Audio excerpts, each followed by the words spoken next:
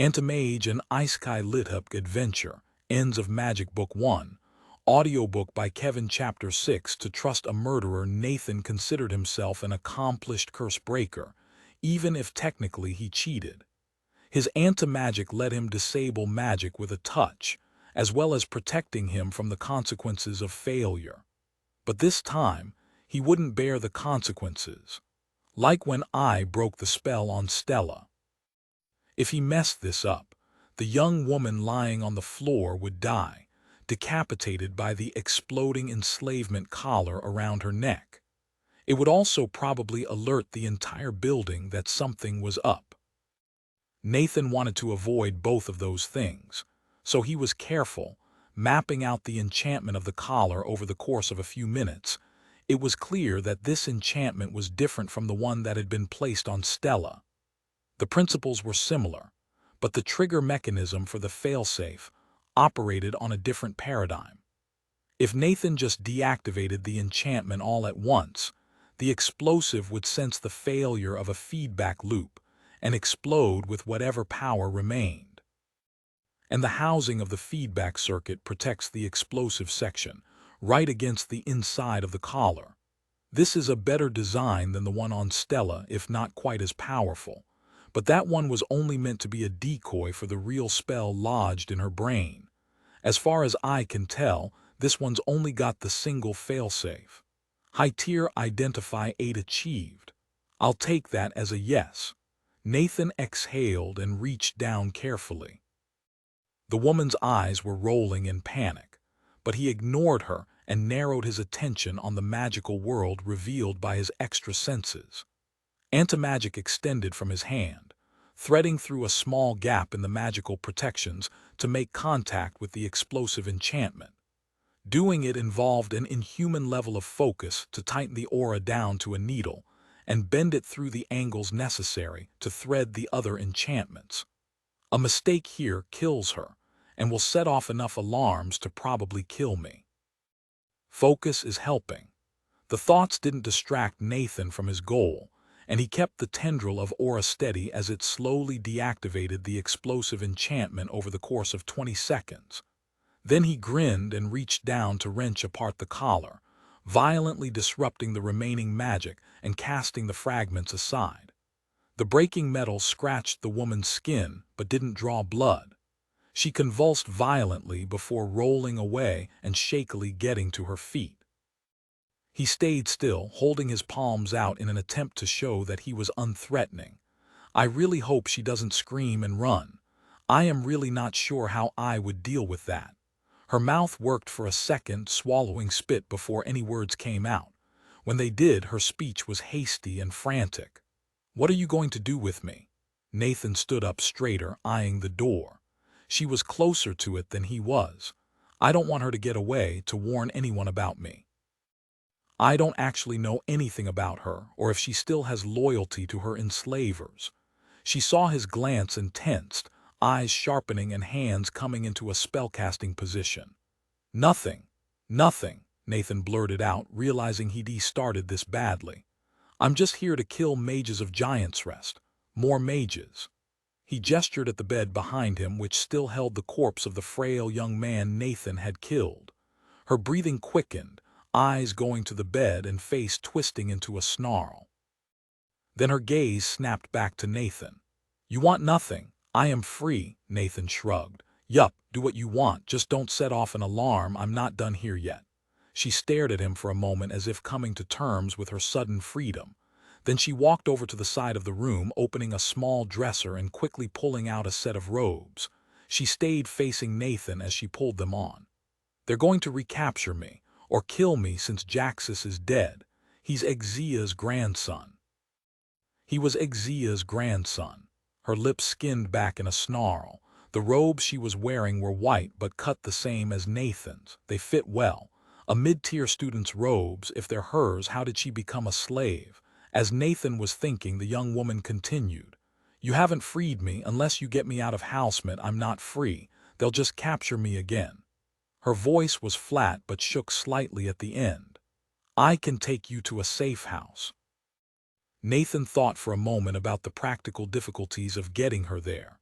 The city is on alert. Will the detection enchantment find you now that your collar is broken? She winced. Yes. I was denied my mage mark. I can find the one Jaxus had. She glanced around the darkened room for a moment, starting to hyperventilate slightly as her eyes landed on the bed. Nathan took a step forward, planning on trying to calm her down, or at least catch her if she bolted for the door. She saw the motion and took a larger step backwards and jerked to face Nathan, controlling her breathing and glaring at him. Can I trust you? I freed you. What do you think? Nathan asked bemusedly. What does she think I'm going to do? The young woman didn't like that answer, almost spitting her next words. You're asking me to trade a rapist for a murderer. Nathan blinked, confused even more. She was regarding him as a potential enemy for no obvious reason. Well, not no reason. She knows nothing about me, and I did kill somebody right in front of her. But I have zero regrets about murdering him. It's not hard to figure out what was going on from context. A beautiful young slave naked in a guy's room. If she's going to be hostile and won't work with me, then there's no good reason to take risks to save her. She seems cogent enough not to set off an alarm immediately. I can just let her find her own way. With a wave, Nathan shrugged again, keeping his hands to the side. Trust me or not, you can come with me and I'll help you, or you can be on your own if you prefer. What's your name anyway? She looked around for the light crystal, sidling over to pick it up. My name is Egal Dha Ahan. She shot a look at the small dresser where she'd gotten the robes from, and for a moment it looked like she was about to burst into tears. Then she turned to Nathan and spoke softly. What would your path be? If you had my hands and their contents. The question took Nathan a second to parse, a moment longer to answer. He stopped thinking about the other people, the other mages he was planning to kill tonight for their allegiance. He fell out of battle meditation and took a moment to look over at Egal, to really look. What would I do if I was in her shoes? Her hair was cut to her shoulder blades, brown and wavy. The white robe was a few shades paler than her skin, but the delicacy of her face was belied by her posture. She was unconsciously hunched, as if trying to hide from the world while setting her jaw aggressively to face it regardless. I know nothing about her except what I can infer. She could have been enslaved for years, since she was young, and I don't know all of her motives. But all the evidence says she's had a bad time. All she's seen from me is violence and snark. I did free her, but she doesn't know how or why. I can't blame her for not trusting me immediately, even if I killed her captor. I like to think I have her best interests at heart, but I don't. I'm here to kill mages, not to save slaves. Even if she does come back to the safe house, that might just put her in the center of a battlefield. Nathan felt his rage burning hot. It wasn't directed at Egal, but rather at her situation. She had no good choices, and neither did he. If he wanted to bring down Giant's Rest, the best thing he could do was abandon her, and use the window before the alarm was raised to kill more mages. But he'd made a choice when he broke her collar. Now he needed to decide if he was going to follow through. He could send Egal away so he could continue his rampage. She would probably be recaptured or killed. Or he could try to convince her to come back to the safe house with him, giving up his assassinations for the night. That was a path with risk. She could betray him, intentionally or not. Or she could say no and go her own way. But this is the difference between my paths, distilled to a single decision. I can do the safe thing and keep killing mages. Level more, hit my next class development, wipe out this entire floor of young mages whose only crime is how they were raised. Or I can take the risk to let my rage, and the empathy that drives it, push me to make the irrational choice. I don't want to lose sight of that purpose, even as I follow my new path. I need to balance them. Maybe that means I don't decide what happens to her. Maybe I let her decide. She probably hasn't been able to decide much herself for a while.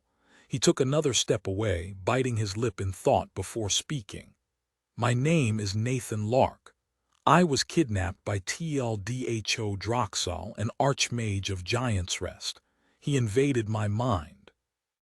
Nathan felt his righteous anger channel into the words, and relished the satisfaction of having killed Tial with his own hands.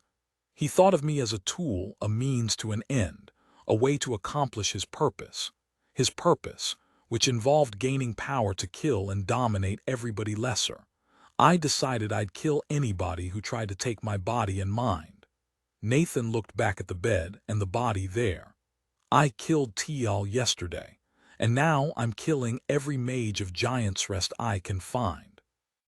Mind magic is evil, and anybody who would use it on a person deserves to die for turning people into things. Egal was watching him, her breath stuck in her throat. He locked eyes with her. I don't know your history, Egal Dha Ahan. Nathan emphasized the last two words, which marked her as native to Giant's Rest. But I think regardless of what else you were, you have as much reason to hate them as I do. If you want me to get you out of here, I'll help. I can get you to Gemor, where you'll be safe. I'll also leave you alone if that's what you want, but if you go back to Giant's Rest and help them, I'll kill you too. High-tier earnestness 10 achieved. Congratulations, you have maxed out this utility skill. It cannot be improved any further. You must achieve insight into this skill to develop it to the next level. As it is high tier, the kind of insight will greatly affect how it develops. Damn it, I didn't mean to use my skill on that. Now it doesn't actually feel like her decision. But it's not like it's controlling her, it's just helping me argue more clearly and convey my honesty. And I am being honest. Egal exhaled slowly, standing a bit straighter. She closed her eyes for a bare second, then opened them and nodded. I'll take your hand. I can't trust you completely, but I trust my fate to be dire without you. How do we escape? This building is guarded unless you killed the guards. No, we snuck in, that's why I'm wearing this robe. Is there another door besides the main one? A shaking head was enough of an answer. I can make us invisible. We might be able to sneak out if somebody opens the door. She braced herself before sliding the mage mark off Jaxus's clammy finger and slipping it onto her own. So she is a mage. And with some good spells, invisibility isn't one that most mages know, much less can cast on others. But that's an intermediate student robe. There's a story here. Nathan grimaced. That magic won't work on me, but I can be sneaky. How about this, we go to the front door where I come up with an excuse to open the door and talk to the guards. You sneak out invisibly, then we meet on the other side of the square, next to the clothing shop. A quick nod was his only answer, and they only paused for Egal to cast mage armor before slipping out into the hallway together.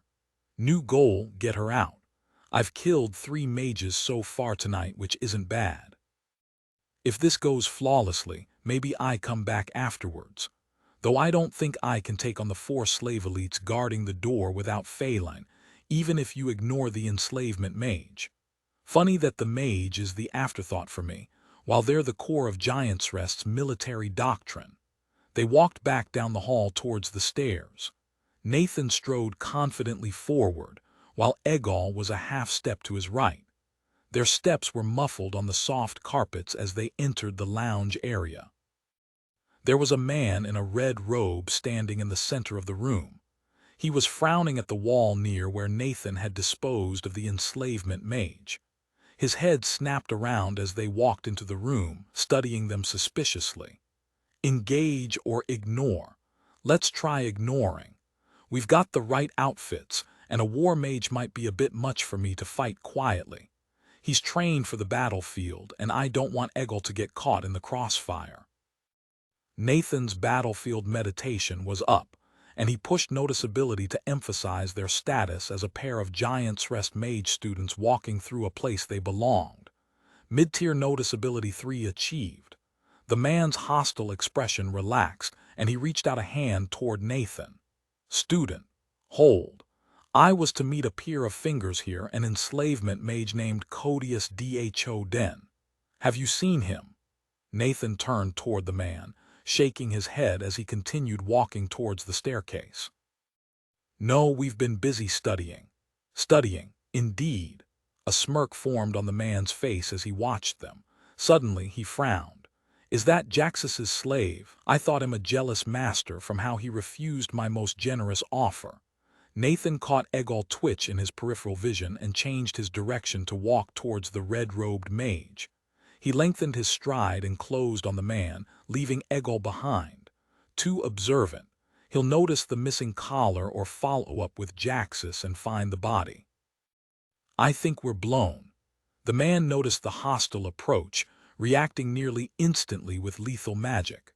Wind blast, ice spike storm, the paired spells overlapped, the incantations ringing out in a weird echo.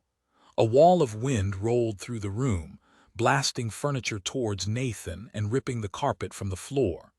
Wrist-thick spikes of ice were carried on the wind like a volley of javelins. Nathan leapt forward, dodging under the carpet and deflecting a flying armchair. He ignored the spikes of ice, which evaporated as if his aura were a blast furnace. The tiny icicles that penetrated left tiny rips in his robe but didn't mark the skin beneath. The mage seemed shocked as Nathan cleared the wave of spells, but it didn't slow his reaction much at all.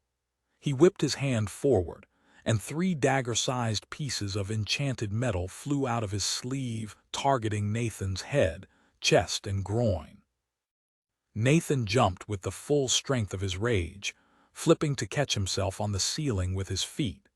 His focus allowed incredible control over the movement, making it feel like everything was moving in slow motion. High-tier tumbling 4 achieved. The blades curved sharply to follow him, but only the one targeted at his head was able to make the adjustment, cleaving through the side of Nathan's neck in a shower of blood. Then Nathan propelled himself downwards at the mage, who had started channeling a powerful fire spell in his other hand. "That'll kill Egol, her mage armor, is an order of magnitude weaker than his." Maximized heat fireball, Nathan reached out with his aura as he crashed bodily into the war mage, quashing the spell in a projected fist of anti-magic. The heat had already charred the floor around the man, but the spell sputtered and shattered in Nathan's immaterial grip. The absorbed stamina completely replaced what Nathan had spent healing the lethal neck wound. Aura of Antimagic 3 achieved. By extending his aura to catch the fireball, Nathan had withdrawn the extension of his antimagic away from his skin.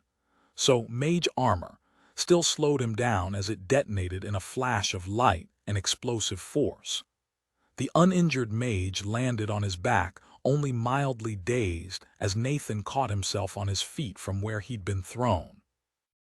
"These new talent ranks give me more antimagic to go around, so unless I really extend the aura, it'll still apply to my body."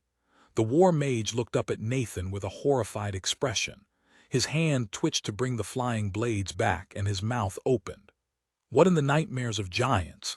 He never finished the sentence before Nathan stomped on his skull, sending gore spraying in a small radius. The flying blades clattered to the ground. Assassin has leveled to 22. "Congratulations, you have killed the war mage Dirk Dhon her." Nathan turned to check on Egol, finding nothing but a shifting heat haze at the top of the steps. He reached out with his magical senses, confirming that it was an invisibility spell. "What, Founder's blood, are you going to live?" Egol's voice came from the invisible figure as Nathan looked at her. He touched his neck, smearing blood away from smooth flesh. "I'm fine. We need to run." Egol's voice was on the edge of panic as she clattered down the staircase. "Are you immune to magic?" Nathan leapt over the banister, using slow fall to land smoothly ahead of her. "Yup, aura around me." Don't need to give her the full story. What I said implies that once you get past the aura, I'm vulnerable to magic, which is the opposite of true. He scanned the open area at the bottom of the stairs. There was nobody in sight, though that probably wouldn't last long with all the sound the war mage had made. A cracking sound came from the side, and an 8-foot-tall humanoid golem sculpted from pale marble peeled itself off the wall to land at the base of the staircase. It shook away rock dust as it turned to attack. Nathan waved Egal to the side of the room. "Stay invisible. Keep going. I got this." At least until the slave elites show up.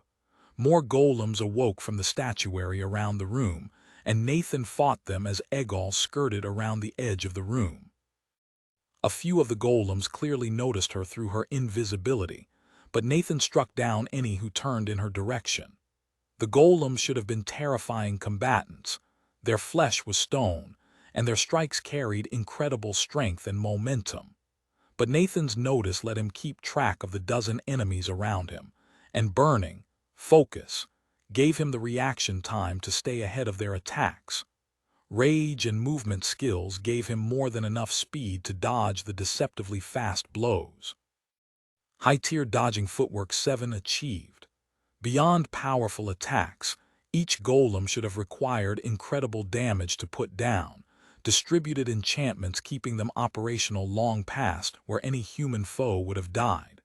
But they each had a core holding the magical energy and intelligence that animated them. The cores were distributed in different spots in each golem, and armored with layers of enchanted metal. But they were clear to Nathan's magical perception and vital targeting. With his latest rank up, he could extend anti-magic aura, nearly 4 feet from his hand, and vital targeting helped him shred the core enchantments of each golem. Nathan stepped away from the last enemy as it collapsed into pieces, leaving the center of the room splintered and broken underneath the rubble of statuary. "You know, I've never considered myself a vandal, but that was some museum-worthy sculptures. Mobile and evil sculptures, which probably disqualifies them from curation." The sudden silence let Nathan hear the heavy clunk as the door unlocked from the outside. He faced it, cracking his neck and checking on Egal to see that she was still invisible and pressed up against a side wall. "Time for some more fighting I don't feel guilty for. I'm freeing somebody, and they're trying to stop me." Chapter 7. Escape and evasion. On the other side of the door was the blue-robed mage that Phelan had chatted with before they'd entered the barracks. The middle-aged woman had put a thick pane of force over the doorway before opening it to respond to the alarm. She was further protected by mage armor, but her eyes still widened as Nathan charged towards her with a manic grin on his face. She took an unconscious half-step backward before speaking a command and flicking out a spell. "Capture him." Enhanced paralysis. Nathan crashed through the barrier without slowing in the slightest, leading with his hands aimed towards the mage's throat. A slave elite stood to the side and reacted instantly, enchanted blade cutting through Nathan's right elbow in a blurring arc of metal. That didn't stop his left hand from piercing the mage armor and fastening around the woman's neck before he bodily slammed into her. The steps dropped away underneath them as they flew from the building, propelled by the speed of Nathan's charge. Something stabbed into his kidney as they cleared the steps and started falling downwards towards the stone of the square. He yanked the mage's head down as he accelerated downwards with slow fall. Her body flipped upside down and Nathan slammed her head into the cobblestones as hard as he could.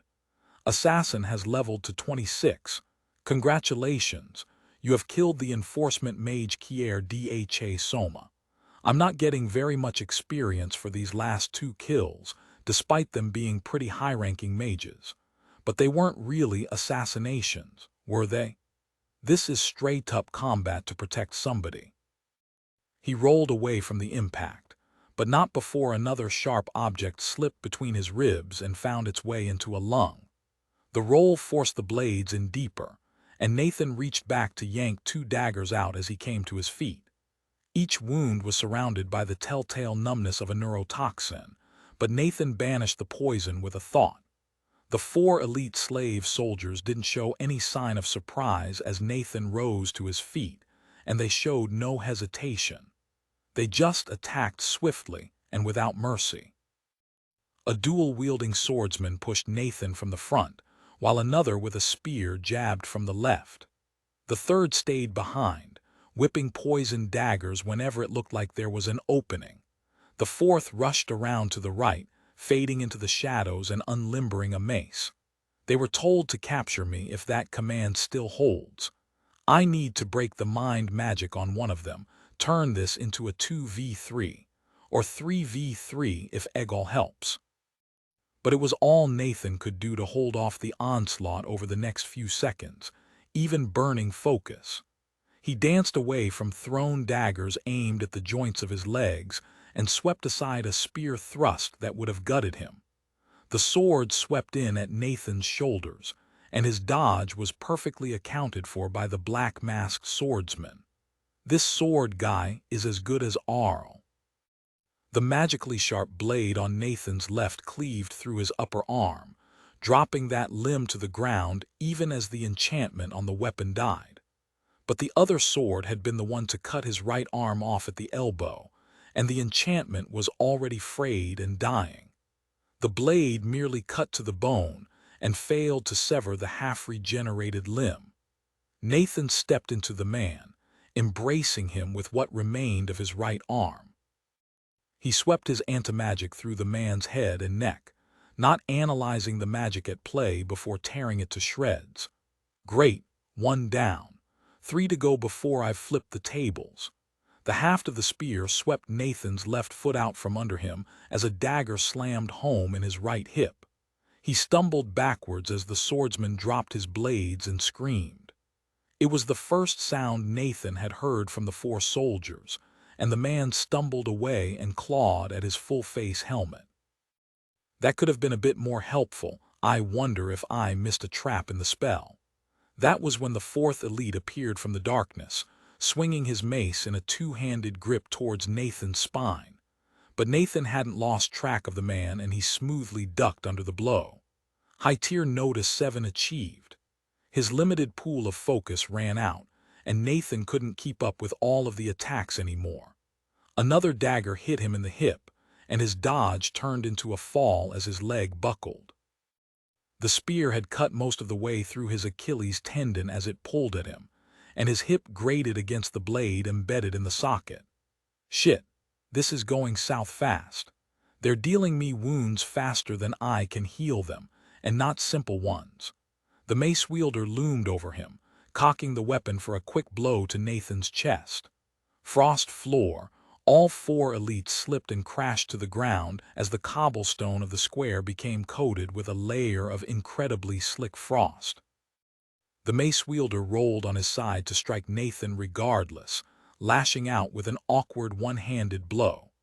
The skill-enhanced strike broke Nathan's mostly healed left arm to a 45-degree angle, but the daggers popped out of his hip and the frost didn't hinder him, so he propelled himself forwards and purged the magic from the mace wielder.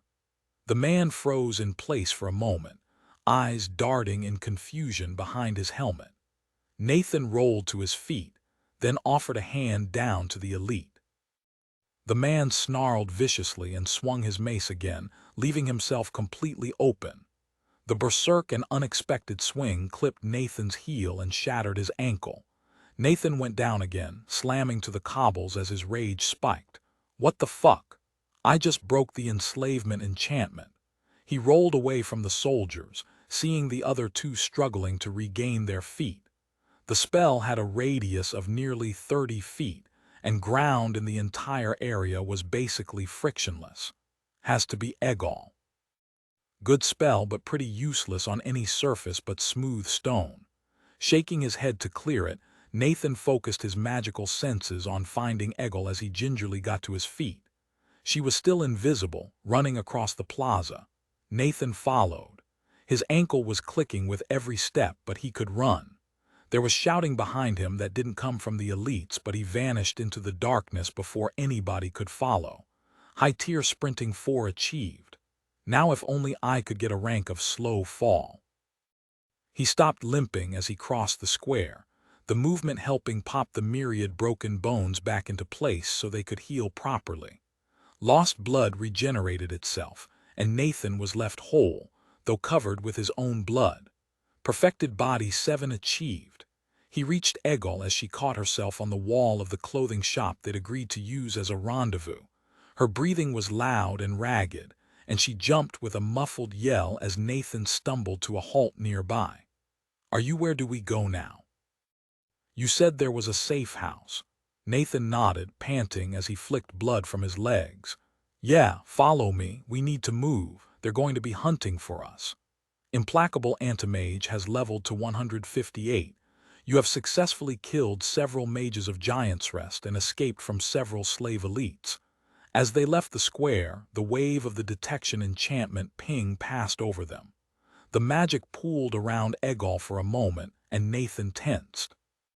Then the stolen ring activated, and the clinging magic dispersed.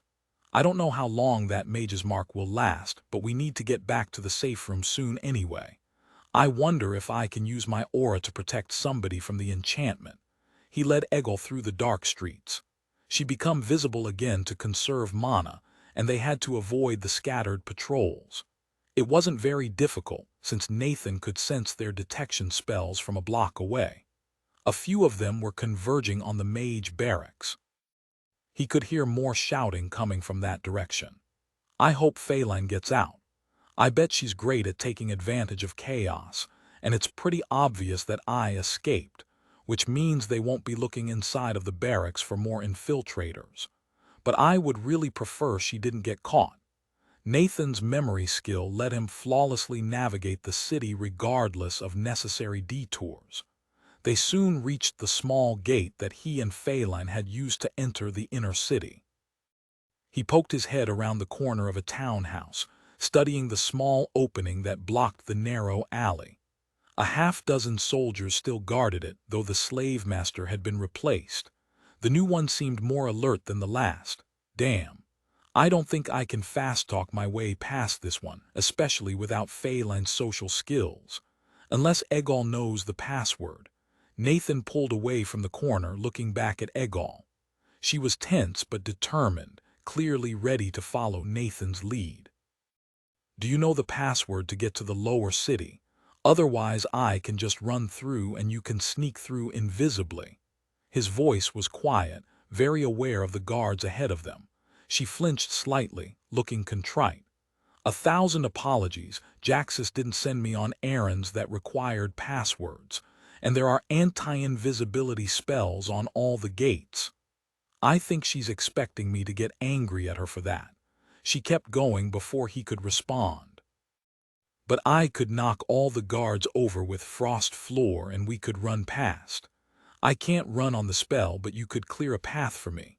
He could probably take out the slave master and all of the soldiers without too much trouble, but then that'd give Giant's Rest more clues to follow. Nathan frowned in thought, and he noticed Egol hunch in on herself even more. This is a problem. Not one I can fix right now, except by not showing her any sign of being upset at her. The focus now is getting back to safety. He looked away, examining the streets and the buildings around them. The buildings here were built right up against the wall between the inner and outer city. It was a tall barrier, standing about 40 feet tall and about 5 feet wide. "I'd prefer they didn't have a clue that we left the inner city. Is there a reason we can't go over the wall?" Egol followed his gaze, looking up. "There are enchantments on these walls to detect anybody going up or flying over. And I can't get up there." "I can. Can I carry you?" She instinctively took a step back, then reconsidered. She still didn't look happy with the suggestion. "If you need to." Nathan scrubbed a hand through his hair. "Okay, here's the plan. I'll climb up to the roof to get to the wall. I can definitely disable the enchantment so we can go over it if you want to come up with me. Or I can get to the top of the gate and try to disable the anti-invisibility enchantments. Then you sneak through and we meet up on the other side. Which do you prefer?" Egol bit her cheek, uncertain. Nathan didn't want to rush her, but he didn't want to wait for a patrol to come by. "Is there a way you can climb up with your magic? Maybe by making platforms of force to stand on." Egol looked up at the building above. "It will use most of my mana." "That's fine. Let's go." She flinched again and nodded, then dispelled her mage armor and started making a staircase of force mana. Nathan gauged the building they were trying to climb. It was 3 stories tall, like a townhouse of some kind. There was a balcony on the second floor, the base of which was 15 feet above his head. He took a few steps and leapt up, kicking off the pillar and grabbing onto the base of the balcony before hoisting himself up. The balcony itself wasn't enchanted, but the door into the third floor of the building was, and Nathan wondered if they should break in and hide inside. No. Might set off another alarm, and we've got a timer because of the ring. He turned back to Egal, watching as she constructed her third step. It was fascinating to sense the magic as she delicately summoned slivers of force mana together to form a fractal-like pane, muttering a spell under her breath over and over again. Force block, force block, force block. It was a completely different style of force mana manipulation compared to Stella. It looked less flexible than how Nathan's friend wove bands of force together, but the resulting magical construct was completely transparent and didn't flex at all under her feet. Nathan was also fairly certain Egal's method used less mana. I bet there's an insight there that allows casting mage armor. That's a spell nobody in Gemor can cast. I wonder how Giant's Rest protects it, or if you just need to learn force magic their way from the beginning. Nathan hissed, extending his arm down. Egal looked up, then gently took his offered hand. He lifted her smoothly up to the balcony. He could have thrown her up to the roof, but that wouldn't be quiet or polite. Instead, he clambered up the decorative stonework to the top of the building, lying on his stomach once more to hoist her up again. The climbing was easy for him, Nathan's enhanced strength letting him easily grip the solid stone. The problem wasn't putting too much weight on any one piece of stone. His enhanced body was heavy, and his grip crushed and cracked a few sculpted details. Pending utility skill, low-tier climbing, you have successfully ascended a difficult surface to escape danger, giving yourself a tactical advantage. This skill will help you climb and hang onto difficult surfaces in the future. That's a skill that will be completely useless as soon as I get the airwalking talent. Nathan declined the skill, rolling to his feet and setting out across the tiles of the roof.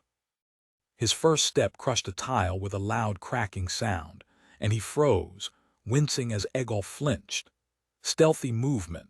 Won't help much if I'm breaking roof tiles. I'm not sure how the guards would get up here, but they might just move far enough down the street to get a good view of the roof. He dropped to all fours, trying to spread his weight evenly to avoid crunching through the fragile ceramic.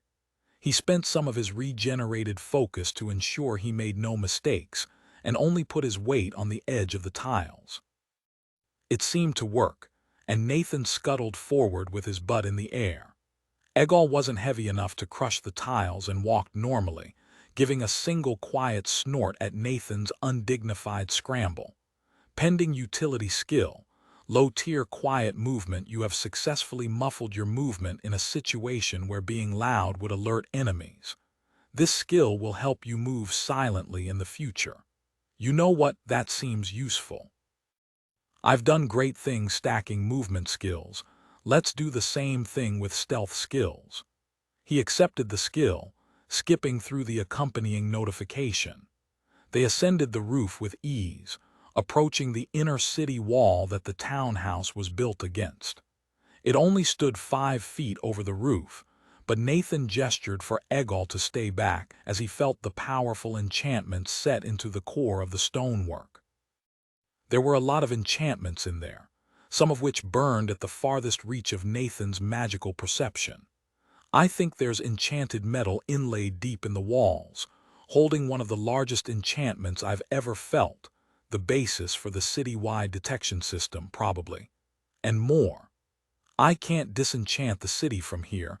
I can't even reach the primary enchantment without digging into the wall. I might be able to do it if I'd taken Magic's Under Siegebreaker. But he could disable the set of magical sensors that would detect anybody crossing the wall. There appeared to be 2 of them, one using dream mana to identify intelligent thought crossing overhead, and the other based on illusion mana and likely more of an optical sensor. Each of them wouldn't give any visual alert they'd been triggered. instead sending a signal somewhere else through magical conduits buried deeper in the wall. Paranoid, but not paranoid enough. Is that all of them? Nathan stopped, took a deep breath, and looked again. There were more small-scale enchantments in there, though most seemed designed to enhance the endurance of the wall. One of those, focused around water mana, caught Nathan's attention.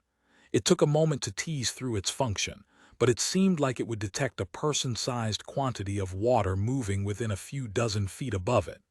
Magical Perception 5 achieved. I bet that thing goes haywire in the rain, but it would have caught us. He stepped up and carefully disabled each of the 3 enchantments, trying to make his sabotage as small-scale as possible. He didn't want to set off some kind of failsafe or cascading damage that would alert anybody monitoring the enchantments of a problem. Then he turned back to Egal. She hadn't said a word, patiently waiting with a blank face. "It's done. Let's go over. Can I lift you up?" She nodded, and Nathan sprang to the top of the wall, keeping an eye on the enchantments within. They didn't react to his presence in the slightest. The roof on the other side was almost 15 feet below. He lifted Egal to the top of the wall, then hopped down, using slow fall to land quietly. Low-tier quiet movement 2 achieved. He turned around to look up at Egal, gesturing that he'd catch her. She seemed frozen, and emotions warred across her face. Then she closed her eyes and leaned back, mouthing a word. Nathan was pretty sure it was trust. Then she got down on her butt, lowered herself as far as she could with her hands, and let go. He caught her under the armpits, gently lowering the young woman to the roof before they turned to go. A patrol came hustling up the street from the lower city, blowing through the gate and into the upper city with a quick exchange of words. Nathan tried to listen in on the password, but the speech was magically muffled. "Glad we didn't blow through the guard post. We probably would have run into them. Or they would have found our path and started chasing us." They proceeded across a few more roofs to get away from the gate, finding some lower buildings that let them easily descend to the street. From there, it was easy to make their way back to the slums and the safe house. The streets seemed deserted, with all the patrols seemingly having concentrated in the inner city. Nathan knocked on the door a few times, then pushed it open. Arl and Sarah were on the other side, both alert and ready to attack. They relaxed the moment they saw him, then tensed again as he waved. "She was a slave, and I freed her. I don't know her full story, but she wants away from Giant's Rest. Seems like an easier situation than Heartheye." Sarah grabbed a chair, turning it around and sitting backwards. She folded her hands atop the back of the chair and rested her chin on them before giving Egal a gimlet eye. "Not happy with Giant's Rest mages right now, but it seems you've looked that ghoul in the eye." Her eyes flicked to Nathan. "You and Feline were supposed to go scouting. Where is she?" "Right. We left to go scouting and develop a plan. I kind of forgot about that. Feline pivoted the plan into me getting a second class and killing a bunch of mages." Arl stood. "From the blood on your hands, this isn't a simple story. I'll wake the others so you only tell it once." Egal tentatively took a seat, her gaze bouncing between Sarah and Arl. "Are you adventurers of Gemor?" Sarah snorted, addressing Egal. "Yup. Didn't have much to do with Giant's Rest, unlike Nathan here." She jerked her thumb at him. "He's the one with blood in his eyes, until recently, that is. A few days ago the Quester kidnapped us to give Tial leverage over him, and he came and freed us. Killed the Archmage in the process. I'd worry about the implications of that normally, but I find myself free from regret right now." Egal blanched at Sarah's words. "The Founder, Badud, he's coming after you." She looked around the room as if to find a place to hide. "Maybe, but now I've got blood in my eyes too," Sarah said levelly. "I'll fight the Quester if he comes to me. If he ignores me to focus on Nathan, then that will be his mistake. None of us can be ignored." The rest of the heirs entered the room, fully armed and armored. It looked like Stella and Kachai had been sleeping in their equipment, prepared for a fight if necessary. Stella still looked like she was recovering from a bad sickness, but she definitely looked healthier than before. Egal's breath caught as she saw Kachai's armored bulk. A beastman. He rumbled out a chuckle, exposing large canines as he sat. Yes, my kind are not welcome in Giant's Rest. Neither is my magic. He raised his gauntlet, which glowed with divine light for a moment as if the sun had shone into the room. Don't worry, he won't eat you. Sarah gave Egal a wry smile before turning her attention back to Nathan. But we might take a piece out of you if you don't tell us how you left to go scouting with an elite adventurer of Gemor and came back alone with a freed slave and covered in blood. Nathan chuckled. All right, only most of it is mine this time. Phelan's fine, I think. We split up before things started exploding. The statement did nothing to comfort the heirs. We did scout after we left. The city's on high alert and the detection enchantment is going off every half hour. The walls are well guarded, no way out. Any light to accompany that darkness? Katja asked. Phelan said that the inner city wouldn't be well guarded since all of the guards were on the walls. And she was right, it wasn't hard to slip through the patrols and get inside. They were focused on people trying to escape. Do I tell them about the second class? What about Egal? Phelan told me not to share the inside of paths, but she didn't make me swear it. I don't think I can keep a second class hidden from the heirs for long. Everybody was waiting for him to continue. Phelan decided it was a good time to teach me an insight. He sighed, and the heirs tensed. She taught me the insight for a second class, then helped me get it. It was not an easy insight. I killed Histel Dho Folku, the leader of the enforcement mages in Housemint. Yeah, just murdering a family in their beds, even if the man was the captain of the guard and a slaving douche. But the other people in that bed weren't, though Phelan was the one to kill them. Everybody in the room wore expressions of surprise, but Egal was completely flabbergasted. You killed Histel for a second class. By the giant's thumbs, neither is possible. Histel's a legendary duelist, and you can get a second class. It's probably a good thing I didn't duel him. Kachai bared his teeth and huffed. That is an insight beyond measure. What promise did she extract in return? Nathan shrugged. None, really. She just wants me to be better at fighting Giant's Rest. The insight, it's different, one with some drawbacks. It relies on the insight of paths, and I can already tell there's a conflict between my paths. I get experience for one or the other based on how I do things, and they push me in different directions. At least they're both focused on fighting Giant's Rest. One's about in-your-face rage and protecting people, while the other is all cold and hatred-driven murder. I'm not sure I've fully reconciled myself with what my second class means, with what it means to embrace assassination as my path. Stella gestured at Egal. And did this one drop from the world above after you gained the class? Nathan shook his head. No, Phelan wanted to train me more, teach me more insights for the class, help me level it. She took me to a barracks of Giant's Rest mages and told me to kill them as they slept. He winced, remembering the slaughter. So I did, and one of them had Egal in his room. I didn't want to leave her there. Arl raised his hand as if he was in a classroom. So you brought her through a hostile city while it was being searched. How did you get around the detection enchantments? Well, Nathan thought about explaining all that had happened and shrugged. Things got complicated. She grabbed the mage's mark from a mage I killed. That got Egal through the detection enchantments.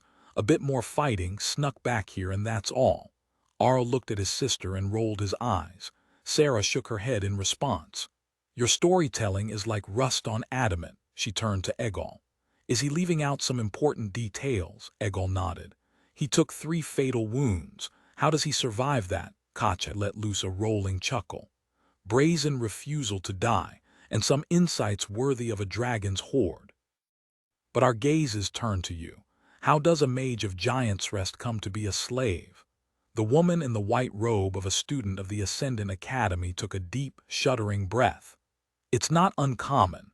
Some duels are fought with enslavement as the stakes, or a teacher can deem a student so poor that they are no longer worth teaching and should recompense the school for the effort expended on their education.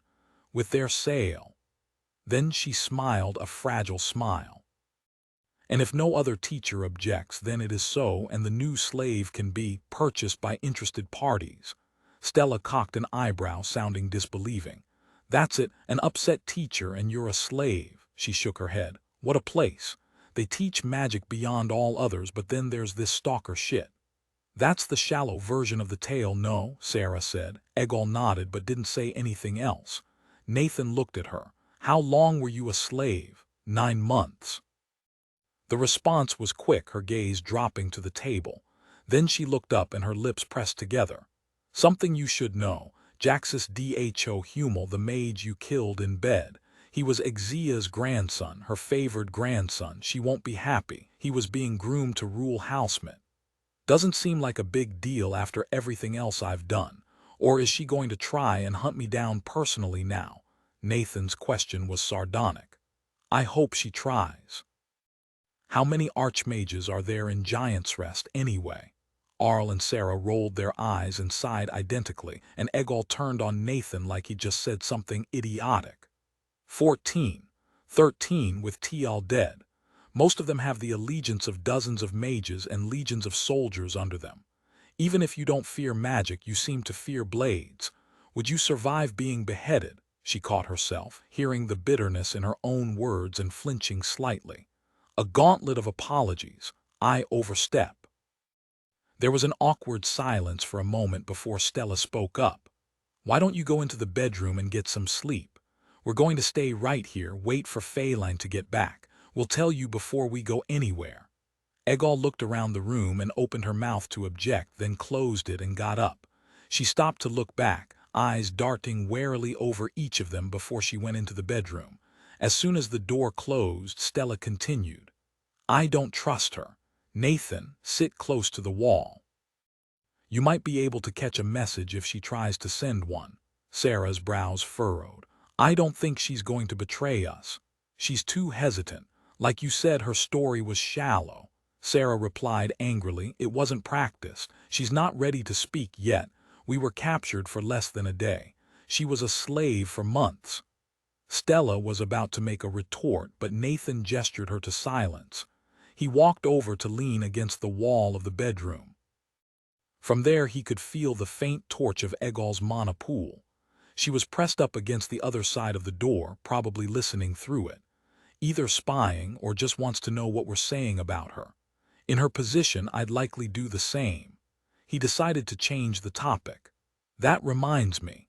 I tried freeing some of the slave soldiers earlier. They didn't react how I expected. One started clawing at his helmet. The other just paused for a moment and then kept attacking me. It might have just been because I didn't take the time to properly break the mind magic, but I'm not sure. Do any of you know? I want to figure out how to free the soldiers, and the elites are the ones where that would be the most useful. The heirs looked at each other before Kachai spoke. He started slowly but sped up as he kept talking.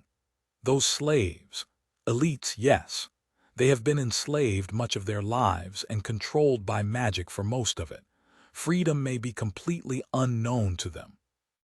When you break their magic, some may find it terrifying or confusing and fall back upon what they know. Nathan frowned. He didn't like that answer. So they can never be free. I could free Egol. What about the other slave soldiers, or should I just kill them? The wolfman's jaw firmed. I do not know. Do not feel guilty for the need to kill. We accept those who have been fitted with a collar as lost, for in many cases saving them is untenable. If you could make them feel the possibility of freedom, then maybe. But I know it's possible. Emerald, one of the giant traders who first rescued me from Giant's Rest, is an escaped slave. Escaped from an archmage, no less. There are others in Gemor too, but not many. The cleric reached out and rested a hesitant hand on Nathan's shoulder. You have killed many people today. I cannot say they did not deserve death. Any of us would have done the same. But do not blind your eyes to what you do. There is danger in killing others to empower oneself.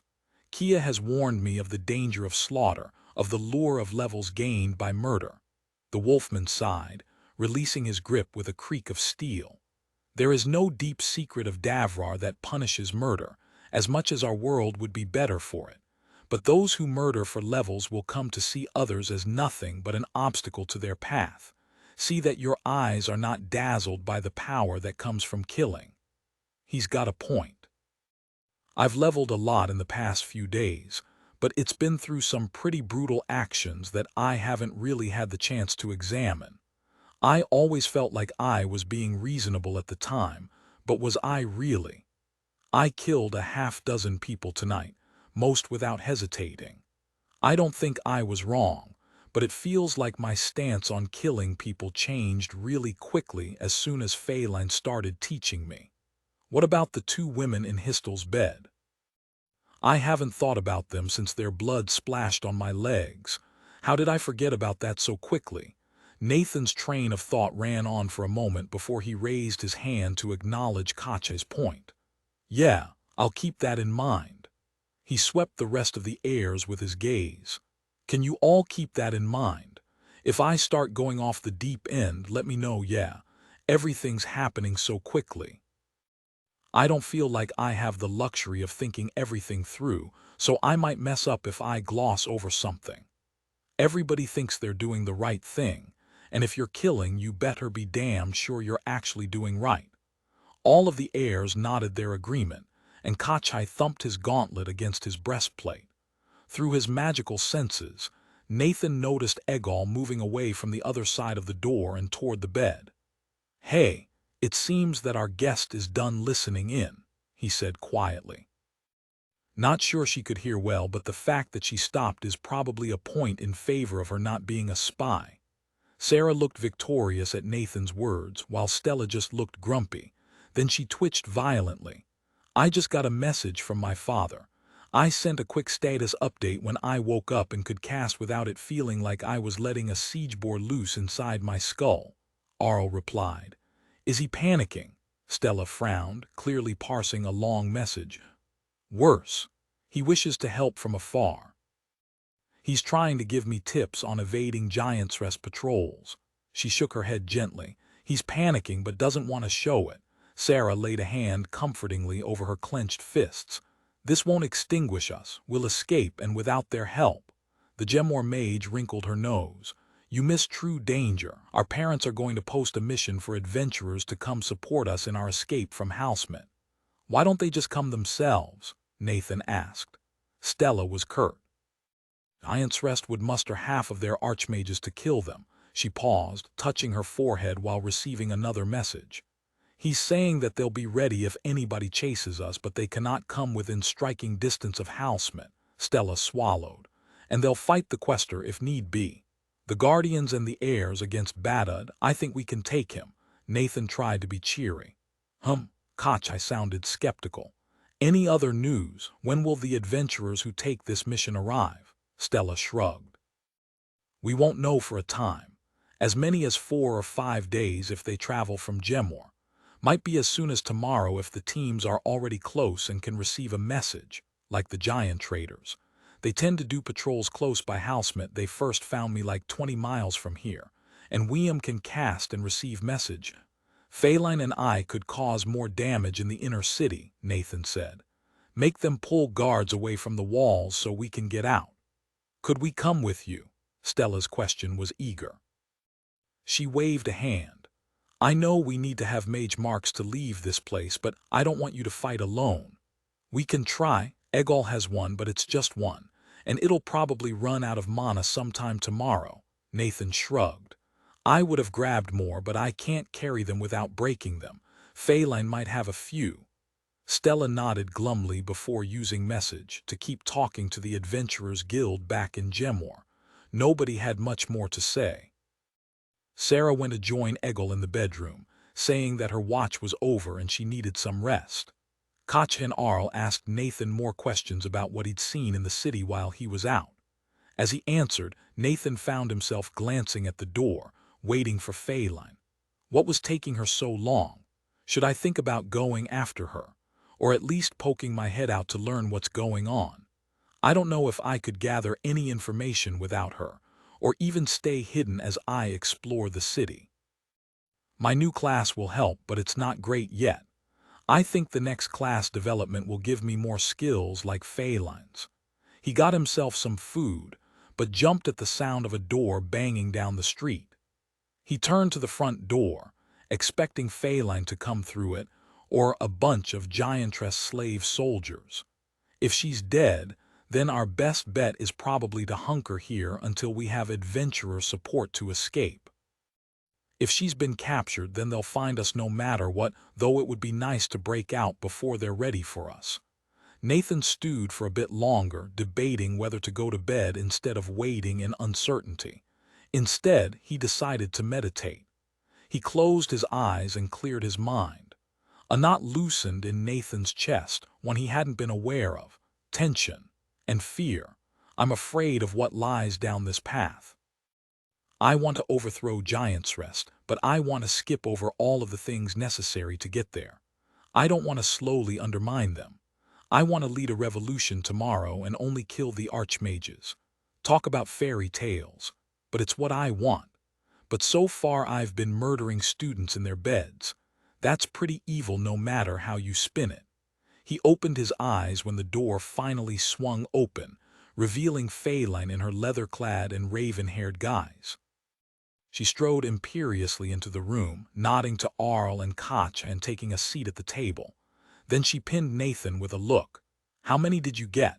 5 if you count the mage on the door, almost a full set. Enforcement, war, enslavement, advanced student, and an artisan. Nathan winced, remembering the handmade quilt that had decorated the bed of the orange-robed mage he'd killed. Phelan spoke swiftly, but each word was crisp and clear. Quick work. The alarm went off after a single breath.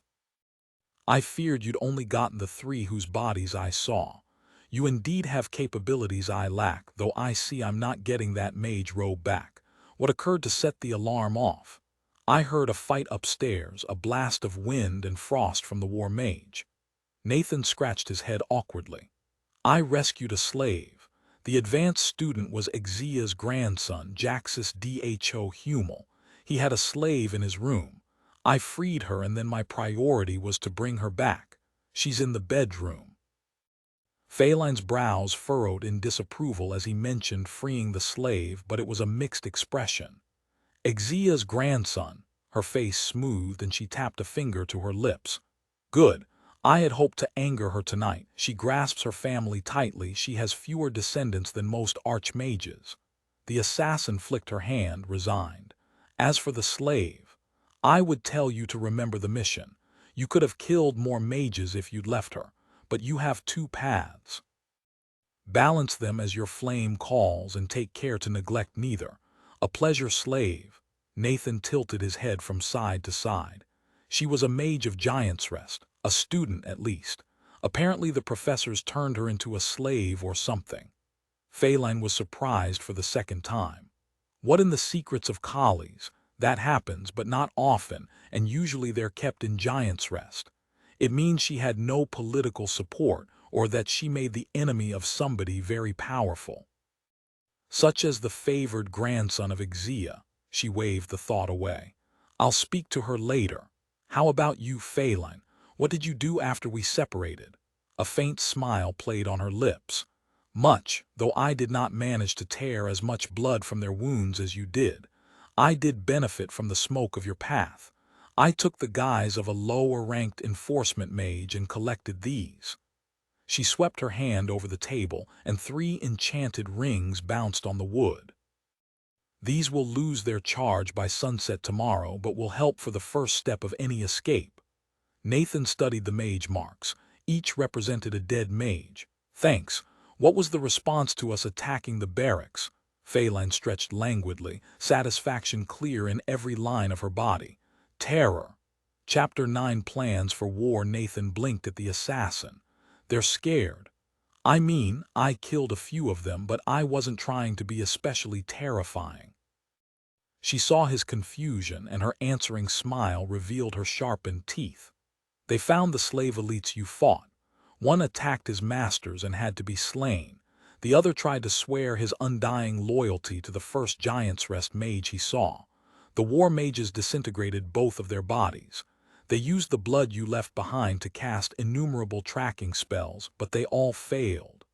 No surprise there. I didn't even feel the divination. Probably couldn't catch a trace of me through the anti-magic. Phelan wasn't done. The patrols followed your path and found your victims. They have less than your shadow, but saw the trail burned behind you. The bodies, torn and crushed even after their spells had been cast. She pulled out a dagger and started rolling it through her fingers. They face an unknown threat that they cannot track in their very place of power. You are not just another assassin. You kill mages in their sleep, but also kill watchful mages through their armor and survive the spells of a war mage. You killed an archmage.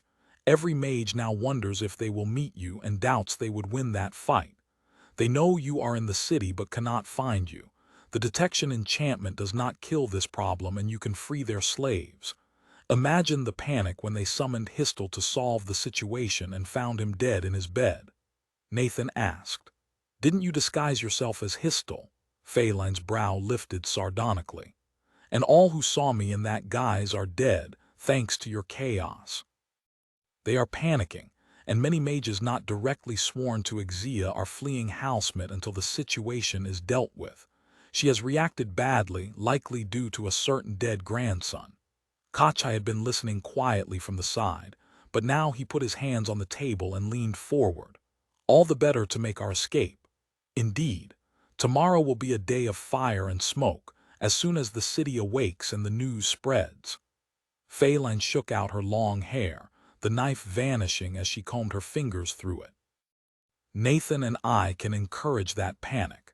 Ixia has already pulled the elite soldiers into the inner city. I heard the plans being made.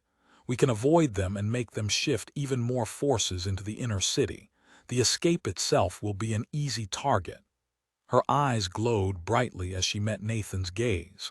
The question was clear. Was he going to separate from the heirs in order to help them escape? Or would he go with them back to Gemor? "I don't want to leave them on their own. But Giant's Rest is going to try and chase me down, so staying with the heirs would probably endanger them. If they do chase the heirs, they can hold their own, while I'm free to kill mages while their attention is elsewhere.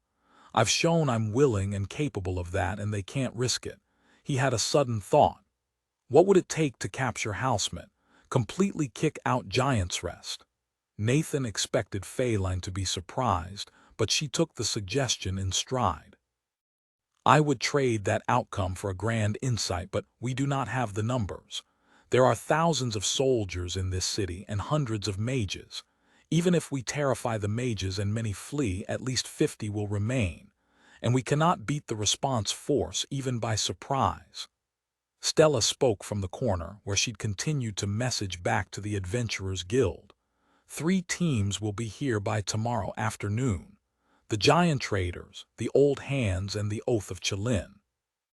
Phelan turned to Stella and raised an eyebrow inquisitively.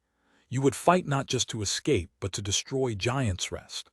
"I understand Nathan's crusade better now, and Badad won't leave us alone. I don't want to flee and leave this place unchanged by our passing." Stella shot an uncertain look at Katja and Arl, but they didn't dispute her words. "I see the light in your eyes." Phelan smiled sadly. "But we will have to settle for death and destruction, which has already begun. Nathan is a perfect tool with which to undermine the Ascendant Academy. I would lead him to the city of Giant's Rest itself, which is less easily locked down. We could reap quite a few mages there." Nathan held up a hand. "Hold on for a moment. Let's think this out for a second instead of dismissing the idea. If it doesn't make sense, then we go with the escape plan. What do we need to do to conquer the city? I don't want to leave these people here. Even a violent revolution is better than mind-controlled servitude. With adventurer forces on the way, we might even stage a clean takeover." The dark-haired woman pursed her lips, then shrugged. "Above all, speed. If it seems that Halsmit is about to fall, then more archmages will come. Ixia is possessive of her territory, but if the threat to her is clear, she will negotiate with them and they will arrive within the day. Beyond that, Ixia must be gone, and publicly so." Her mansion must be captured, for it is the heart of the city's enchantments. Whatever response force she has gathered must be destroyed, so that it appears none can stand against us. The mages must feel hunted, such that the torch of the current panic becomes a raging bonfire. We need mages fleeing from the gates, not grouping in the streets. Okay, how do we get there? Nathan said. What are the obstacles? Say we get the adventurers on board with this plan, get them into the city and take Ixia's mansion. Can we take out this response force on the way there? Feline rolled her eyes.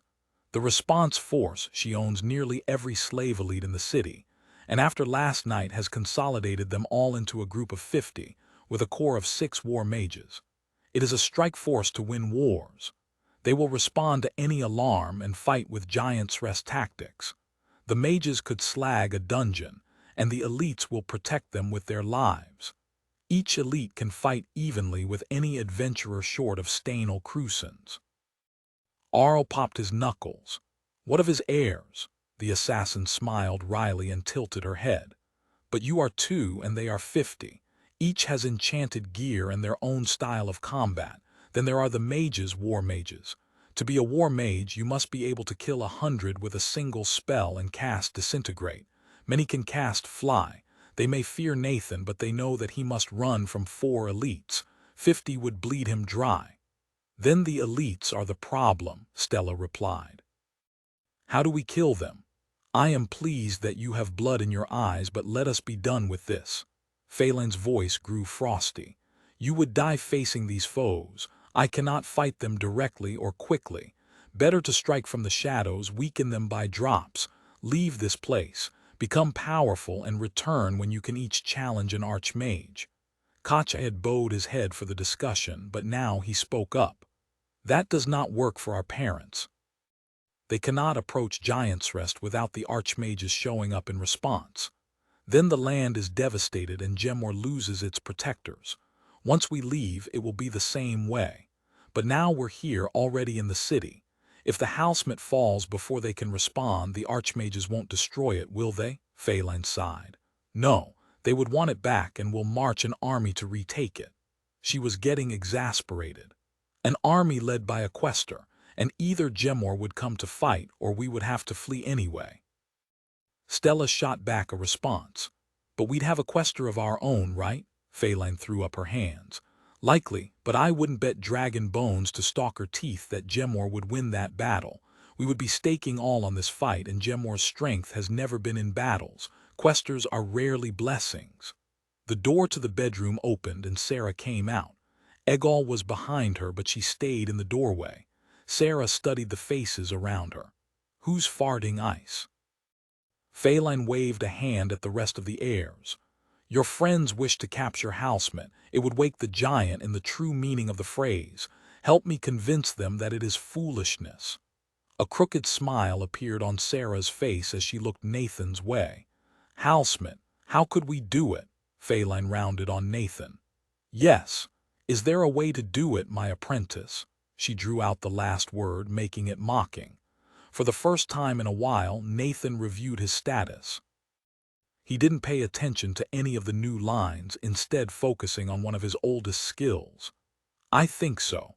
We have a lot of problems, but that means we need to make our problems solve each other. His brows furrowed for a moment. He turned to address Phelan. How much do you know about the place where the response force is staying? They're in a central location, right? So they can easily get anywhere in the cities. Phelan's eyes were shadowed, and she considered him for a moment before answering.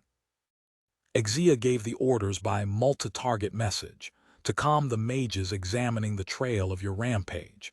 I overheard them talking as I scavenged those. She gestured again at the mage marks on the table. The response force is in the same square as the mage barracks, staying in a building hidden by an illusion. They think you will come back to the barracks to continue your spree. They're leaving it underguarded, but intend for the response force to catch you if you should return. She chewed on a lip for a moment before continuing. Though the response force will patrol the inner city until past dawn, having seen no sign of escape. Then they will rest, expecting you to wait until nightfall to return. It is why I meant to act during the day tomorrow. Nathan's smile spread wide. Then this might work. What building are they sleeping in? The shape-shifting assassin narrowed her eyes in thought. A small spark of hope kindled in her eyes, shining through the cynicism and bloodlust. After the planning session, Nathan should have gone to bed. He'd slept a long time the night before, but a lot had happened since then. A lot of tense sneaking around, a lot of personal reflection and a bit of combat. Nothing like getting in a fight to tire a body out, and nothing like convincing yourself to kill somebody in their bed to tire a mind out. But as Kachai got up from the table and headed into the bedroom, Sarah chivied Egal to the table and locked eyes with Phelan. The assassin seemed excited. She'd taken some more time to agree to Nathan's plan, but after being convinced it had a good chance to succeed, she'd gone all in. Nathan sat back down, blowing out a breath and looking over at the ex-slave. He still felt responsible for Egal, which was a little weird. Sure, he'd freed her and escorted her to the safe house, but that didn't mean he needed to take care of her going forward. Still, it seemed like he should stay for whatever was about to happen. Phelan took her time studying Egal, who was visibly nervous under the gaze of the black-clad woman. Egal's voice was small. "Who are you?" Phelan cocked her head. "I'm your counterpart, just older and with more experience. After all, you were trained as a nail. Wait, the black robes, the Giant's Rest secret police." No, Egal was the picture of confusion, but Phelan didn't relent. "The weighty question is if you're a nail in truth. After all, a nail would kill to sit in that chair. Can you imagine the rewards for exposing us to Giant's Rest? The levels you could gain for slitting our throats in the night." Phelan cocked one sculpted eyebrow, inviting a response. Egal spluttered for a second longer, but Phelan didn't relent, so the young woman heaved a breath and dropped the act. "Fine." I turned my finger towards the nails as an intermediate student. It is a good option for a mage without political backing. But they didn't lift a finger when Exia's favored child turned his attention towards me. Phelan traced her hand over the table. Even a promising student isn't worth making further enemies with an archmage. There's enough bad blood between the nails and Exia, and I would not be surprised if Kala gave you up as a peace offering. Her eyes snapped back to Egal, gauging the flash of anger in the young woman's eyes. Then Phelan nodded, looking between Nathan and Sarah. "She's no spy, just a discarded tool with useful skills." She turned back to Egal, her entire mien changing to express kindness. "The question is, what do you want? Do you wish to fight Giant's Rest for what they've done to you, to punish them for everything, starting with Exia?" Egal shivered slightly, biting her lip. "No," she looked down at the table. "I just want to get away from them, from my past." She glanced towards Nathan. "I needed to see Jaxus gone, but you did that. Now I want to get away from the academy. I'll fight to keep myself free, but I won't risk recapture by going anywhere near the academy." Phelan clicked her tongue. "Shame. Trained as a nail, you could make a fantastic assassin mage. Well, no path can be forced. You'll stay with the second team, and Stella will come with us into the city as planned." Sarah reached out a hand, leaving it on the table in reach of Egal. "There's room for you in Gemor if you want it. You don't even have to be an adventurer. Hear me, but there aren't enough mages in Gemor as it is. You could enchant things or teach people mana shaping or so many things." Egal reached out and took Sarah's hand, squeezing lightly. "I'll help tomorrow. I can do that to earn my place." The headshot gunslinger continued, her voice questioning. "You don't have to. You know this plan is dangerous. You can always sneak out when we open the gates or even stay here. Even if we fail, they probably won't scan the countryside for you, and you can hide with your invisibility. Get to Gemor, tell your story." Phelan had been watching Sarah with a sly smile, but at this point she raised a finger to make a point. "She can cast message. We need that for timing." Sarah opened her mouth to retort, but Egal spoke first. "I'll join. You all saved me. I don't want to fight forever. But here now, my clenched fist can help you and help make Exia pay for all that she has done." She smiled at Sarah for a moment before her expression soured. "But I'll hide and run if you lose." Nathan had been watching the exchange and almost interjected a few times, but it didn't seem like this situation needed his input, now that Egol seemed at peace with her decision. He looked at Phelan to see her wearing an almost bored expression. She rolled her eyes before getting up and pulling a blanket from her bag. "I'm going to bed. You two keep watch and wake Kacha when it's his turn. It's too late for lockpicking lessons." "Oh right, neither Phelan or I are on watch tonight. Phew, anything else I need to tell her?" "I picked up quiet movement," the assassin shrugged. "Not the most impressive skill, not the worst skill either. It may steer your class skills towards more of a stealth focus. Is that something you want?" "Do I want to focus on stealth?" Honestly, seeing Phelan breeze through Giant's Rest has made me really see the value in that power. The ability to choose your fights and penetrate defenses with stealth. Surprise is a huge advantage. Nathan nodded. "Yeah, I think I want that." She returned the gesture. "Then keep the skill and I will teach you another tomorrow, but now sleep." He followed her advice, only spending some time meditating before going to bed. Nathan was looking forward to the next day. "I'm finally following through. No more delaying." The next morning, Nathan watched everybody go through final equipment checks, thinking about his own armaments. "Should I try to grow Wolverine claws or something? If they can carry my anti-magic, that would be cool." He toyed with the idea for a little while, figuring out how he would grow the bones. Then he thought about leverage. He'd need to build the claws deeply into the bones of his arm, so that the first swing or stab didn't snap the claws out of place. It would be very hard to both do that and make them retractable, which I want to because it's hard to sneak around with claws. Maybe hold off on that for now. I think the most important thing to do is prevent something from killing me instantly. Reinforced skull and neck. A second brain would be ideal, but that sounds like a lot. I don't have time to get that working right. Kacha interrupted his reverie. "Nathan, you blaze your own path now and into the future." "Hey, Kacha, what's up?" The wolfman's smile exposed his fangs, and his gold-glowing eyes looked around at the heirs as they readied their gear. Sarah and Arl were going over ammunition as Stella fussed with her disguise.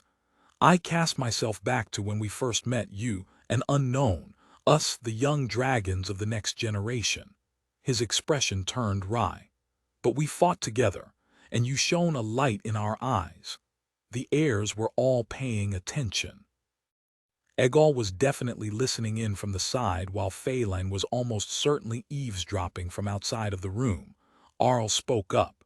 "It didn't take Stella long to see your spark, but I remember our first training and a certain shield bash." He was running his fingers over the bundled metal ribbon that held the dimensional space they'd recovered from a ruin full of ashblood vipers, seemingly deciding if he should take it or leave it here.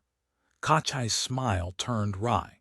"Yes, but then our paths intertwined. You taught us much, including your meaning of friendship." The cleric nodded his head gravely. "Which means I do not worry if we have returned the favor." Where's he going with this? "I'm not sure I like whatever this is. We fight with you today and into the future, but attacking Giant's Rest is not our path." He gestured around to the rest of the heirs. "This plan, it is good and right. But after, we must talk of the future, and of the oath we swore atop the seal." Nathan looked around at the rest of the heirs. "I haven't forgotten what we swore, but I need to do this. Thank you all for agreeing to help." Sarah rolled her eyes. "Friendship," she shook her head, seemingly exasperated by the word, "and revenge." Stella snorted. "I just don't want you to outlevel us. If we help out, then we'll get some of the reward." Phelan knocked on the door, opened it, and leaned languidly on the frame. She had the expression of a tolerant schoolteacher. "It's time. Let's go." Chapter 10. A test of stealth. At this point, Nathan was expecting the disguise that Phelan tossed him. It was the green robe of an enslavement mage. He pulled on the bathrobe-like garment, feeling a distinct tightness across the shoulders. He stretched his back, looking back at Phelan questioningly. "Do you have something that fits better?" She ignored the question. You are disguising yourself as an enslavement mage. You have watched them and fought them. Think on the details. What sets apart an enslavement mage beyond the costume? Act so that any Giant's Rest mage would believe your disguise without the robe. Nathan blinked, realized what Phelan was doing, and then delved into his memories of every green-robed Giantress mage he'd run across. Well, let's see. I've killed 6 of them, 3 with the giant traders, 2 in Tial's first ambush, 1 in the barracks earlier today, but I've seen probably a dozen here in Housemint. Maybe I'll get a chance to take them on soon enough. They'd all shared a certain unique arrogance, as if they were the rightful owners of everything and everybody they surveyed. But in Nathan's experience, other mages looked down on the enslavement mages. It's like an institutional inferiority complex. Maybe not for all of them, but I'd say it matches Codius, the mage who tried to bully me in the barracks. They're not the cream of the crop, so they take the work they can get and vent their frustrations on anyone beneath them. As they walked out of the slums, Nathan tried to embody the ethos of an enslavement mage. It came with a certain sneer of the lip, a tilt of the head that displayed confidence to the world. He'd been half expecting a skill from the effort, but no blue boxes popped up. Maybe when the disguise gets tested. Meanwhile, Stella was disguising herself in the purple of an advanced student. She stored her staff in a dimensional pouch and adjusted the purple robe to cover her enchanted adventuring robes. However, the most important part of Stella's disguise was under her robes, the mage mark of the enforcement mage who'd been guarding the barracks building yesterday. She was nervous to go out into Giant's Rest with just a disguise and a ring for protection, but Phelan ran her through her role. You should be meek towards me, your master, but as the apprentice to a war mage, it is assumed you shall be one yourself. War mages are prestigious, and you should react fiercely to any who look down upon you, unless they are of significant status themselves. I may call on you to cast magic to validate our disguise. Remember to pretend to use an incantation. The assassin herself wore a red robe. Her face became pinched, with a severe resting expression. She carried the mark of the war mage who'd seen through Nathan's disguise in the barracks and raised the alarm with his destructive spells. The rest of the enchanted rings were back with the other heirs, hopefully to allow them to move undetected when the time came. As they left and made their way through the slums, Nathan noticed that there were more slaves out and about than before. Nothing like the traffic that'd been present when Nathan had first arrived in Housemint, but more than since the lockdown had begun. Only essential errands were allowed, and the few slave masters present were clearly trying to hurry through important tasks to get back inside. After all, there's a killer on the loose. In the stories I've read, it's much more common to be on the other side, with the characters looking for the hidden killer. A pulse of the detection enchantment spread over them all, and it felt different to Nathan than it had previously. The magic was more powerful, almost suffocating in its density and intensity. The wave of mana pushed in against him and clung to Stella and Phelan for longer before their rings disabled the spell. It took 3 pulses from each ring for that to happen. Stella jumped like she'd been stung, glancing at her ring nervously. Wow! Nathan frowned at the mage marks, feeling at the carefully metered charge held within with his magical senses. They've turned up the power on the sensor magic. I think they're trying to burn through the charge on the mage marks we've captured. Will the safe house hold? Phelan nodded slightly. Yes. There's a Kali's anti-divination rod in there. It would block a quester casting omniscience. Stella jerked again at the statement, surprise evident in her hanging jaw. Functional Kali's conclave artifacts are priceless. Phelan shrugged slightly. What I do is important. Gemor must know what Giant's Rest is doing, else the first sign of a new archmage's ambition is an army before the gates of Gemor. We need to ambush them in the mountains to kill that kind of threat. She glanced towards Nathan. The murder is my own path, though dear Sudriel doesn't disapprove. She's lost as much family as I have to Giant's Rest, but scouting is my true value to Gemor. Yeah, my read on the guildmistress of the Gemor Adventurers Guild is that she'd love to take the fight to Giant's Rest, but needs to prioritize keeping Gemor safe. Gemor doesn't win straight fights against the kind of destructive firepower even a few mages can bring to bear, and Giant's Rest has thousands of them. He'd been expecting the city to be even more on guard, but they only saw a single patrol. Nathan heard it coming around a corner from 2 blocks away, and they ducked into an alley to stay out of sight. No sense in relying on our disguises if we can just avoid them. Nathan stuck his head out, relying on noticeability and stealthy movement to count 3 bright robes amid 50 slave soldiers. The mages were alert and looking in all directions, so he quickly ducked back into cover. I guess they're afraid of single mage patrols being picked off. Sensible. Phelan led them towards the main gate to enter into the inner city, which sat atop one of the major avenues. There were 100 soldiers flanking the gate, with 2 mages leaning against the closed portal and chatting. More slaves armed with crossbows stood atop the gate, and Nathan caught a flash of a blue robe up there as well. I guess the 3 of us aren't busting our way in by force, or if we are, it's all gone to shit. The red-robed Phelan strode straight up to the gate, with Nathan and Stella on her heels. The mages broke off their conversation and looked her up and down. "What are you doing walking around without an escort?" She ignored his question. "Open the gate. Exia has summoned me by my oath and the hands of the giants." The blue-robed mage, who seemed to be the leader of this group, clicked his tongue. "I don't know you, or either of these 2. He indicated Stella and Nathan. Phelan sighed with exasperation. "I am the second war mage of Archmage Heo Dho Declan of Argles. Exia has traded favors, and I am the favor." She gestured to Stella. "My student."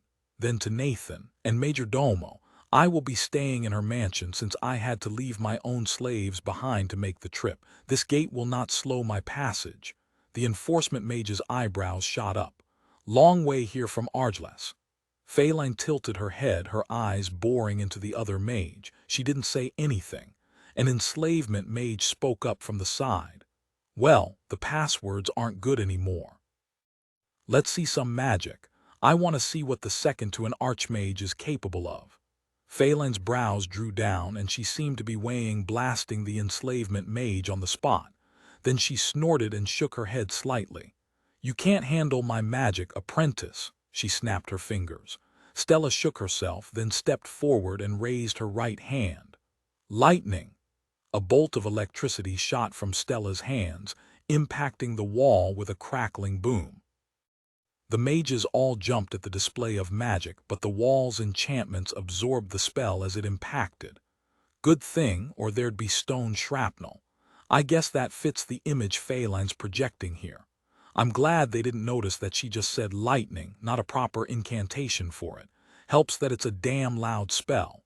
The enforcement mage glared back at his compatriot. "Idiot.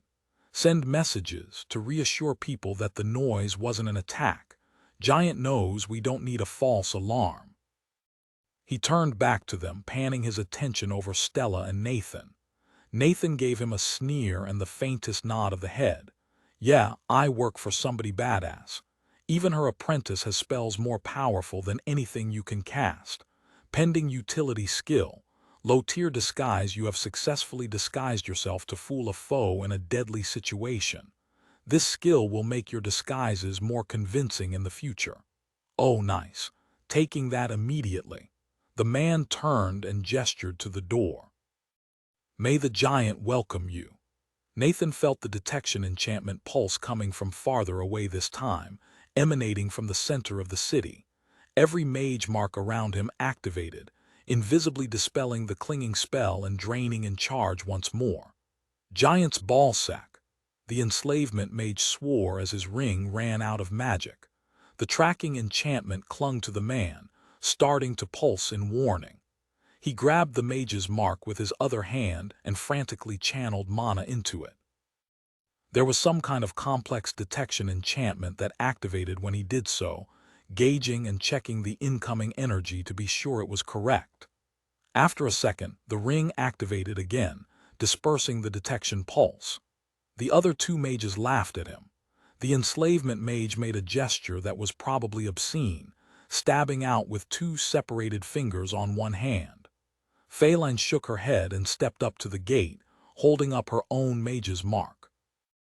It felt almost totally empty to Nathan, just barely flickering with magic.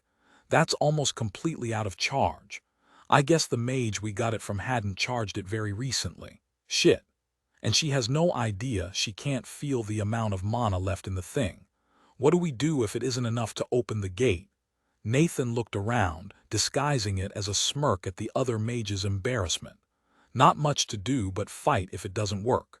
Maybe Phelan will be able to play it off somehow. But these guards seem pretty damn jumpy. To his relief, the gate accepted the ring's identification and swung open. They walked through casually, and Nathan hid his near panic behind a superior sniff. Lotier disguise 2 achieved. Forget disguise, I feel like I should get an acting skill for this. Damn. Then they were through, and the gate swung closed. There was an artisan mage on this side, but she'd clearly been listening in. She gave Phelan a commiserating look and a giant's rest-style salute, clasping a closed fist to her chest. They walked on into the city. As soon as he was confident they were out of earshot, Nathan spoke up. Phelan, your mage mark is dead. It won't protect you from another ping from the detection enchantments.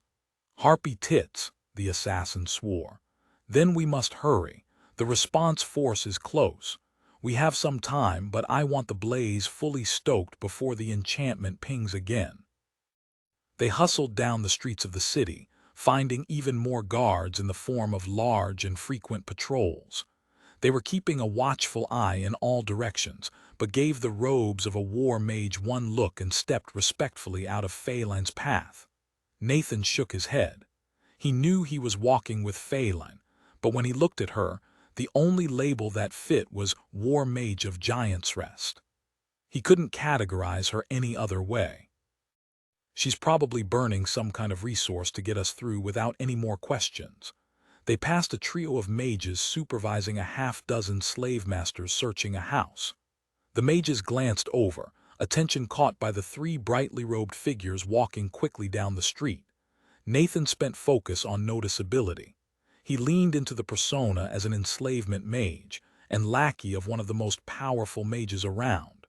I'm exactly what you think I am. Piss me off, and I'll have my boss light you on fire. Mid-tier noticeability 4 achieved. Out of the corner of his eye, Nathan saw the leader, an older artisan mage, think about calling out. But then he shrugged and turned back to the house, letting them pass. Meanwhile, Nathan stayed in battlefield meditation. He'd need focus for what came next and had to refill that resource as much as possible. Phelan turned the corner and they were in front of a familiar square, one side of which held the barracks Nathan had rampaged through last night. The space was nearly empty, seemingly unguarded, but the assassin jerked her head as they stepped to the side of the street into the nook behind a statue. She laid one hand against the stone wall. Here, this is it. The response team is resting inside this building. Stella let out a shaky breath. I'd rather wake the dungeon than do that again. So many Giants' Rest mages. She looked around. This wall here. Yes, do it quiet. Nathan stepped forward, laying his hand against the mortared stone. Hold on, there's magic in here. He reached out with his magical senses, feeling for the faint traces of a spell flowing through the wall.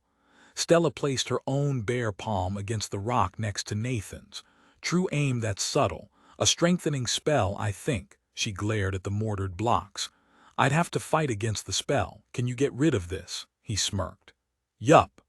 Then his aura flowed into the wall, less as a spike and more as a sweeping rake. He wasn't in combat, so he pushed the aura out of his body entirely to cover more area. The spell flowed slowly through the stone like water through sand. The magic saturated the stone, providing extra tensile strength. It's got some insights from crystal magic in there. like it's causing all of the little silicate crystals to be attracted to each other. I think any cracks would just seal right back up. I bet that wall would survive a big-ass fireball and might even stand a chance against disintegrate.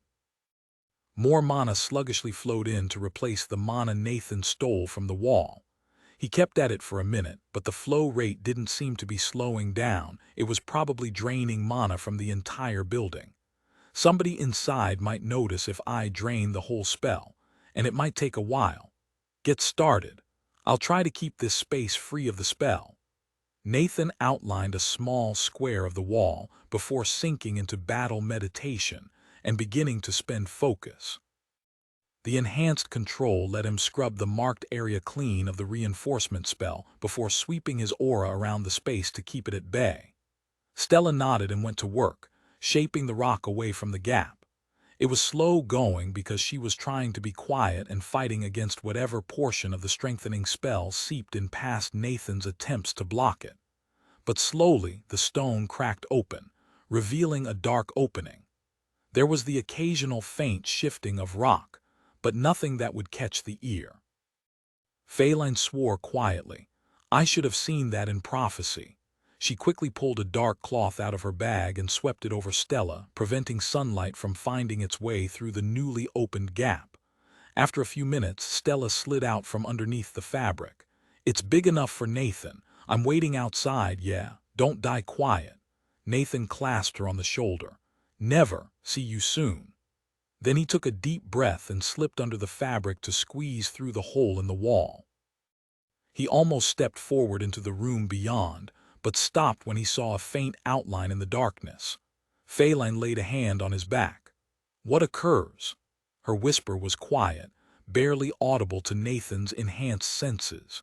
He used perfected body to force his irises open, instantly adapting his vision to the dark. He'd thought about trying to make a permanent adaptation last time he'd walked into a darkened room, but it had seemed like it might temporarily blind him. With focus, Nathan wasn't nearly as worried about making a mistake. His vision snapped into clarity, and the mess in front of him became clear. It looked like textile equipment, spinning wheels and looms. If he just continued walking forward, he would have run into a haphazard pile of wooden frames which would have clattered to the ground with an enormous sound. I don't think this was put here as a security measure, but it's a pretty effective tripwire anyway. It took him a moment to chart a path through the obstacles, at one point using a stamina-assisted jump to hop over an impassable wall of stacked looms.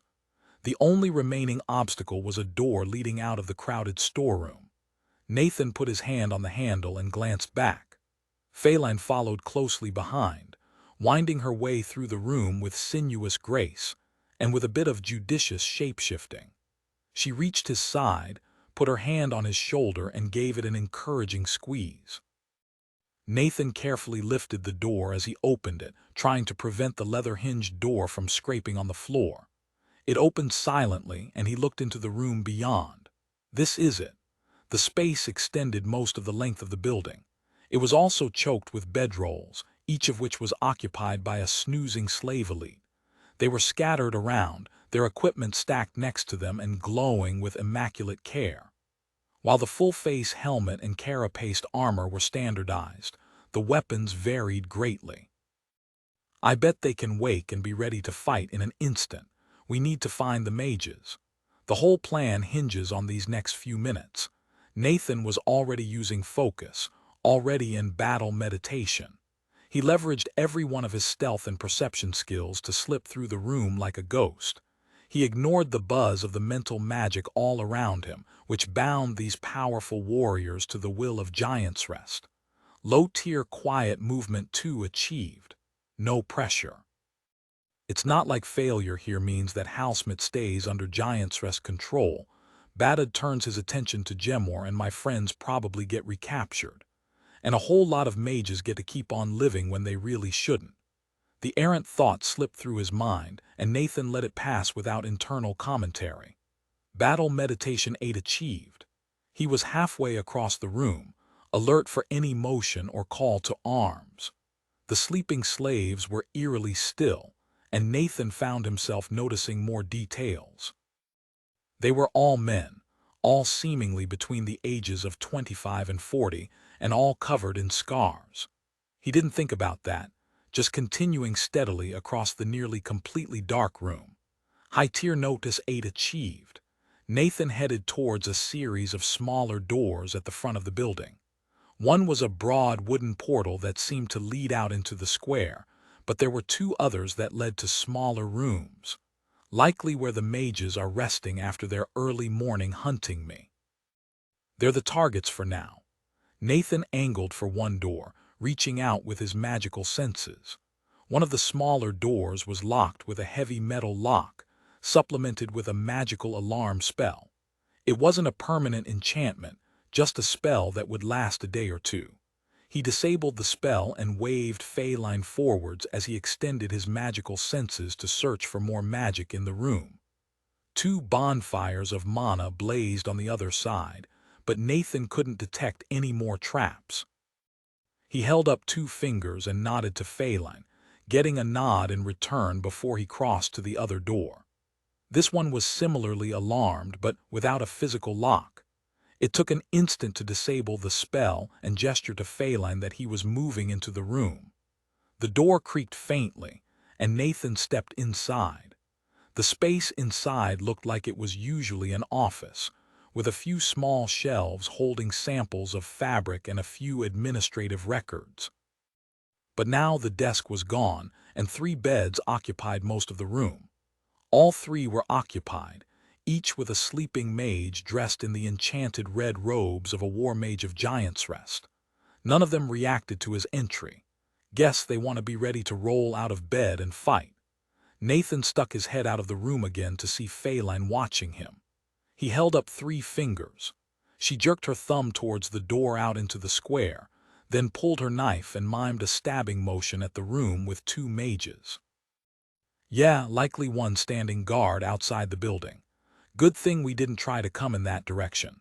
Let's do this. He went back into the office bedroom and eased the door closed to block what sound he could. Then Nathan turned to the three mages. Rage replaced focus, and Nathan's foot scraped against the floor as he walked towards the war mage with the most mana. Low-tier quiet movement 3 achieved. The man was sleeping on his stomach, and Nathan drove a downward elbow into the back of his neck, making a sharp V of the man's spine with a crackling of bone. The next mage, a woman, was on her side. Nathan repeated the attack to the side of her neck, with similar results. It had only been a handful of seconds since the first blow, but the final mage, an older man with a graying beard, was already starting to sit up. He clearly couldn't see well in the darkness, but the cracking of bone had alerted him that something was very, very wrong. Magic built up in an instant as he prepared a spell.